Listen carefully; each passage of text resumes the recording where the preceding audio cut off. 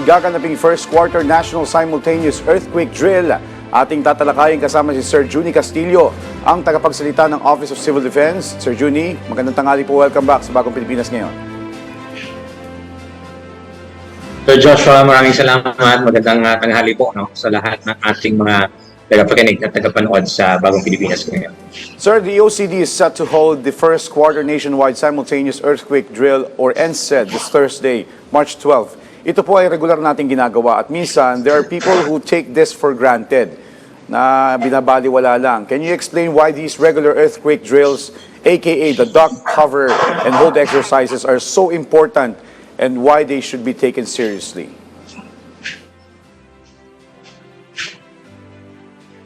Sir Joshua, dun sa mga nagsasabi po, kung tama po ginagawa natin ito. Unang-una po, itong duck, cover, and hold. Isinasagawa po natin ito para po ma-exercise at ma-practice hanggang sa makasanayan na po, maging muscle memory, yung pag-duck, cover, and hold habang lumilindol or habang umuuga. Ang kailangan po kasi natin ito, hindi na tayo nag-iisip, alam na agad natin kung ano yung gagawin, kung ano kapag ka lumindol, hindi na tayo mag-iisip. So yun po napakahalaga nito because ito po ang nakikitang magsisave sa atin, habang lumilindol, yung kunyari if this is 50 seconds or this is 1 minute, so mahalaga po na hindi tayo, kung baga nag-iisip na, alam na agad natin yung gagawin. So hindi po natin dapat ito ipagsawalang bahala. Pagdating naman sa isinasagawa nating mga drill, hindi lang po yung duck, cover, and hold yung dapat nating isinasagawa, Marami pa tayong dapat gawin, marami pa po tayong dapat na paghandaan, bago pa man ang drill, pagkatapos ng drill. Kaya napakahalaga po na dapat nagsasanay tayong lahat. Okay. Sir Juni, maliwan po dito sa pakikilahok sa earthquake drills, ano pa po yung mga ginagawa ng OCD para higit pang mapalaganap itong culture of preparedness, so yung pagiging laging handa? Opo, tama Sir Joshua, Actually, ang sinasabi sa atin ng ating mahal na Pangulo, yung paghahanda, dapat ginagawa na talaga natin ito kasama na nung araw-araw natin na pumumuhay. Kasi nga po, lalo na yung lindol, wala namang prediction kung kailan mangyayari yung lindol. So napakahalaga po na marami tayong ginagawang paghahanda. Kasama na po dito, unang-una sa pamilya, dapat lahat ng miyembro ng pamilya alam kung ano yung mga paghahanda, ano yung eksaktong gagawin kapag ka nangyari yung lindol. Halimbawa po, kung meron tayong mga go bag sa loob ng bahay, kung magkakahiwalay tayo, yung mga miyembro ng pamilya, paano tayo magkikita-kita? Siyempre, expect natin, mawawala yung signal nito, mawawala yung mga telepono natin, linya ng komunikasyon. So napakahalaga po na pag-uusapan yun, saan ba tayo magkikita-kita, saan tayo mag-evacuate. So yun naman po yung mga doon sa pamilya, alam natin yun. Pagdating naman sa komunidad, dapat alam din ng komunidad, ano ba yung mga safe na mga evacuation areas doon sa lugar natin? Ano ba yung mga dapat nating gagawin, saang ruta tayo dadaan, kung tayo man ay lilikas. So napaka-importante po ng mga bagay na iyon. And then pagdating naman po siyempre sa mga lokal na pamahalaan natin o sa mga ahensya o mga kumpanya. So importante po na napag-uusapan talaga ano yung eksaktong gagawin ng bawat isa. Kung mag-evacuate man tayo at lilikas palabas ng gusali, saan tayo dadaan, saan tayo pupunta. So napakahalaga po yung mga ganoong mekanismo natin. Okay. Sir Juni, balik tayo dito sa upcoming NSED na inyong isasagawa. At ang balita po namin, level up ang gagawin yung pagsasanay dito. Now with this, ano po yung mga dinagdag yung bagong elemento sa exercises para higit pa ito maging makabuluhan at marami pa matutunan ng ating mga kababayan? Ngayong first quarter nationwide simultaneous earthquake drill natin, Sir Joshua, ang gagawin po kasi natin dito sa national level, meron kasi tayong updated na harmonized national contingency plan for the high-intensity earthquake. Kasama na dito itong the big one due to the movement of the West Valley Fault. So itong plano na ito, nung response mechanism na iyon, ay kumbaga yun ang ititest. Tabletop yun ang gagawin doon.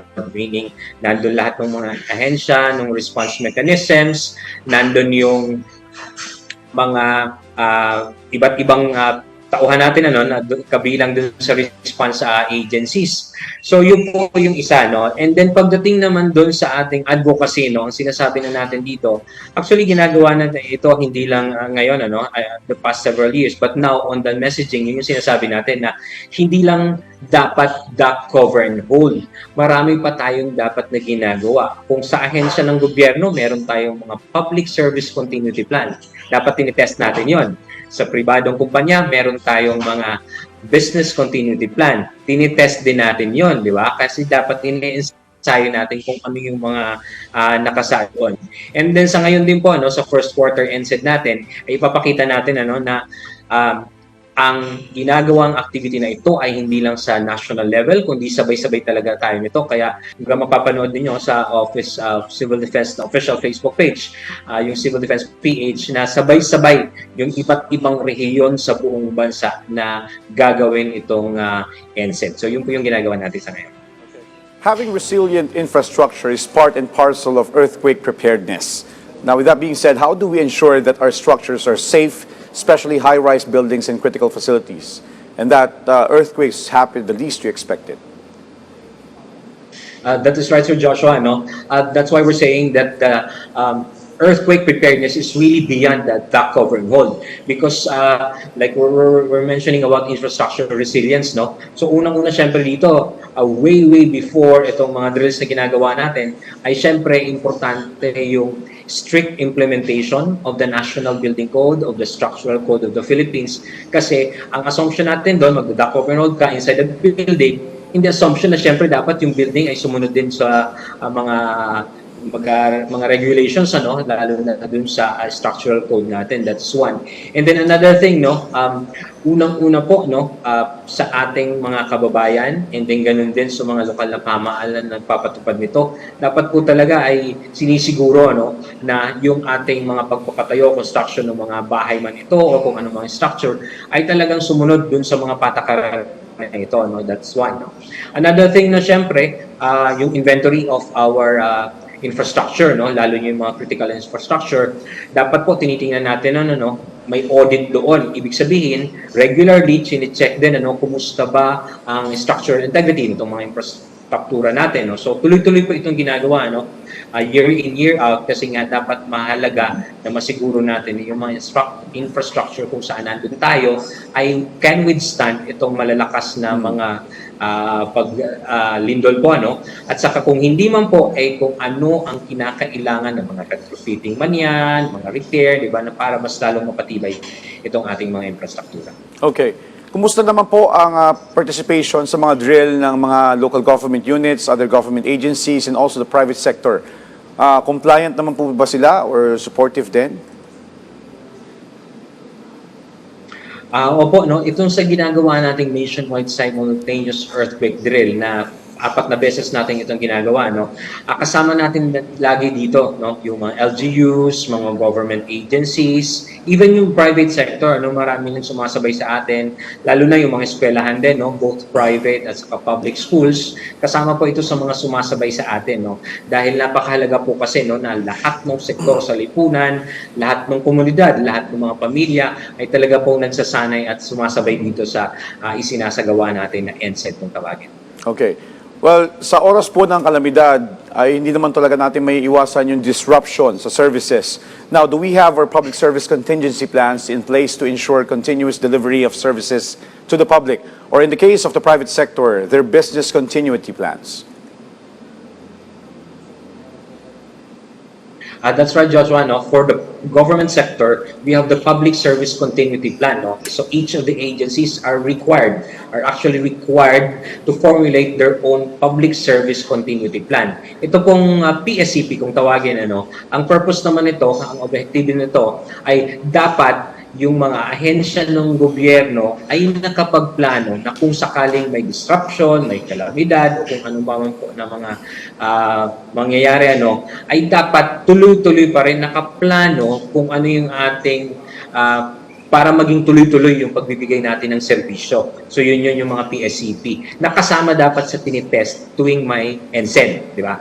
Doon naman sa ating mga pribadong sektor, sa mga negosyo, importante po yung meron ding business continuity plan. Ito naman yung plano nila na kung sakaling magkaroon ng kalamidad, lumindol, bumagyo, ay dapat may plano rin sila na paano nila tuloy-tuloy na maibibigay yung serbisyo man ito o kung yung negosyo, no? Kasi syempre napakahalaga na tuloy-tuloy itong mga activities na to even with these disruptions. So yun po yung in-encourage natin, ano, with the BCP and the PSCP of the government sector ay meron lahat at saka ito naman po ay tinitest palagian po, no, tuwing may NSED o kung ibang other schedule man po, pero napakahalaga po na alam natin kung paano tayo magtutuloy-tuloy ng mga serbisyo namin. Okay. And as we say, dapat nga po sa mga panahong ito, dapat tayo ay proactive, hindi reactive. Now, sa kasalukuyan po, how would you assess the level of readiness of Filipinos when it comes to earthquakes or other disasters for that matter?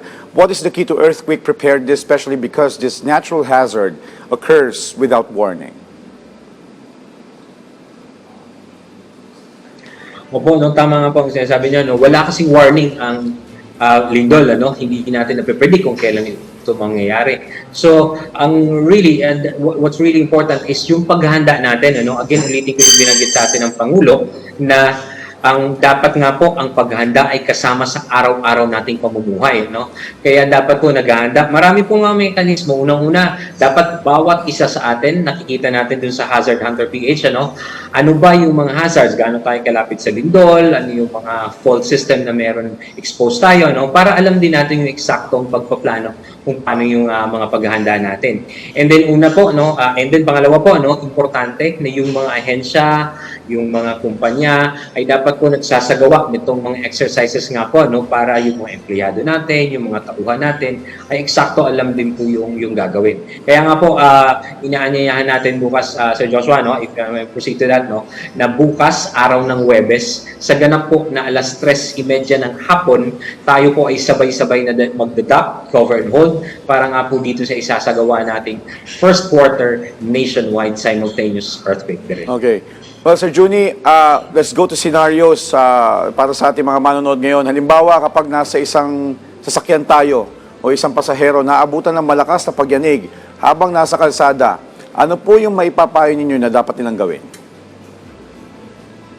Tama, Sir Joshua. Pagdating dito sa kung nasa loob man tayo ng sasakyan, unang-una syempre ay dapat unang-una tumigil tayo, ano? Kung kayang tumabi, 'di ba? But make sure na kung tatabi tayo, ano, ay nakikita natin na wala naman tayo doon sa mga areas na kunyari nasa ilalim ng flyover, 'di ba? Or dapat malayo tayo doon sa kung may mga babagsak na poste, no? So yun yung importante tingnan natin. And then pangalawa po, kung nakasarado yung inyong bitana, maaari po na buksan ng konti ng bahagya para at least aware tayo kung ano yung naririnig o nangyayari sa labas. Kung naka-on po yung radyo ninyo, so mahalaga po, no, na naka-on yung radyo para naririnig din natin, no, kung may binibigay na impormasyon, yun po. And then isa pa po, no, kung nasa loob tayo ng sasakyan, syempre kung duck cover and hold ito, no, ay nasa sasakyan tayo, mahihirapan. Pero kung pwede pong yumuko tayo doon or mag-slide down lang, ano, para at least mas mataas kung ang upuan ng sasakyan, dapat po mas mataas tayo konti doon, no. Ang idea nun is kung halimbawa man may bumagsak or bumagsak doon sa bubungan ng kotse, ay dapat kumbaga may protection kapag isa. Kaya mas magandang mas mababa ka dun sa sandalan. Okay. Well, Sir Juni, isa po sa mga primary concern na apektado sa mga ganitong hindi inaasahang pangyayari ay yung pagkawala ng komunikasyon. Now, para po sa mga magulang na nag-aalala kapag yung mga anak nila ay hindi nila kapiling at marahil na nasa paaralan, ano po yung mga dapat gawin ng mga nakatatanda matapos ang pagyanig at ano yung advice na maaari nilang ibigay sa kanilang mga anak kapag worst case scenario, maputol ang komunikasyon at transportasyon. Balikan ko lang po yung tanong kanina sa mga magulang po na nag-aalala kapag ang anak nila hindi nila kapiling o marahil ay nasa paaralan. Ano po yung dapat nilang gawin matapos ang pagyanig? At ano po yung payong maaari ninyong ibigay na maaari nilang sabihin sa kanilang mga anak lalo na sa worst case scenario na pag naputol ang komunikasyon at transportasyon? So Joshua, pagdating dito sa mga miyembro ng pamilya natin, ano, kasi ang expect natin, halimbawa, kung mangyari man ito daytime, may pasok, no, may pasok sa eskwelahan, no, unang-una, dapat na pag-usapan natin, no, meron tayo ng Family Emergency Preparedness Plan at meron tayong kasama doon yung Family Reunification Plan. Unang-una, no, syempre, ano ba yung mga dapat meron tayo? Kung may go bag tayo sa bahay, ang mga estudyante, meron ding go bag sa paaralan, ano, or sa opisina natin, no, unang-una, importante yon. Pangalawa po, no, kung yung reunification na pinag-uusapan natin, pwede natin pag-usapan ano ba ang magiging backup natin na linya ng komunikasyon, no? Or kung wala talaga, ang dapat natin pag-usapan doon, saan ba tayo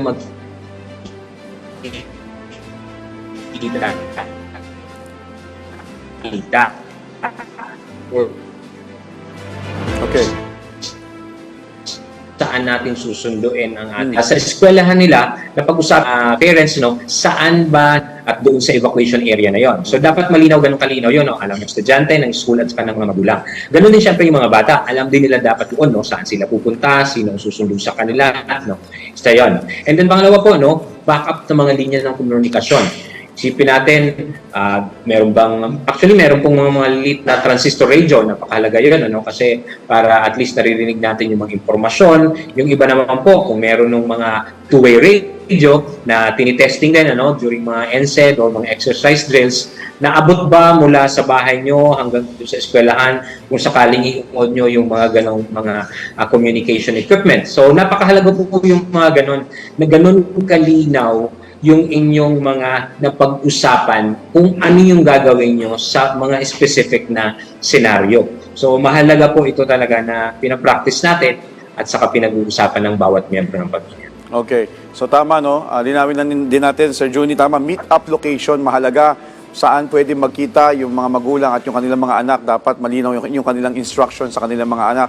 At pangalawa, kung posible na magkaroon ng two-way radio. Now, Sir, going back to sa quarterly NSED, Sir Juni, paano po minomonitor ng OCD na yung participation at kahandaan ng mga lokal na pamahalaan sa ganitong uri ng nationwide drills?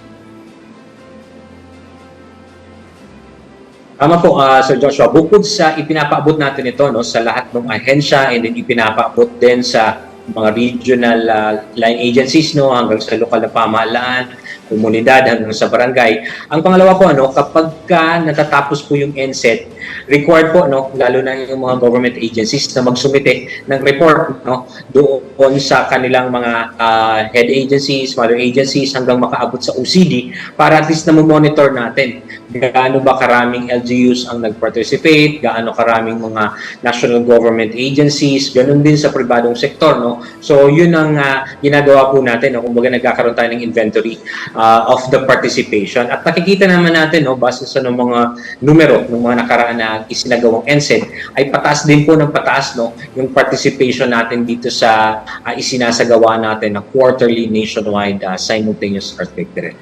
Alright, on that note, mensahe at paalala nyo na lang po mula sa Office of Civil Defense para po sa mga Pilipino upang mas maging handa at ligtas sa banta ng mga sakuna. Maraming salamat, Sir Joshua. Unang-una po, ano, sinasabi ng ating Pangulo, ang paghahanda, dapat ginagawa natin ito sa araw-araw nating pamumuhay.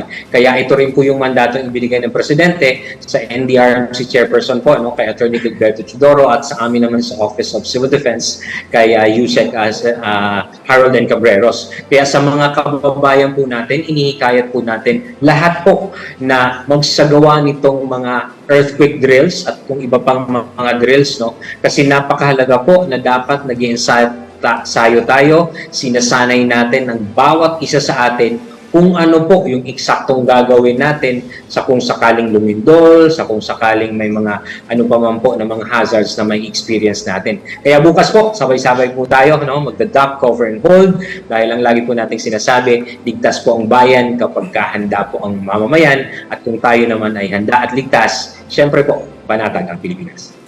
Maraming salamat po sa inyong oras at sa impormasyon, Sir Juni Castillo, ang tagapagsalita ng Office of Civil Defense. Thank you, sir.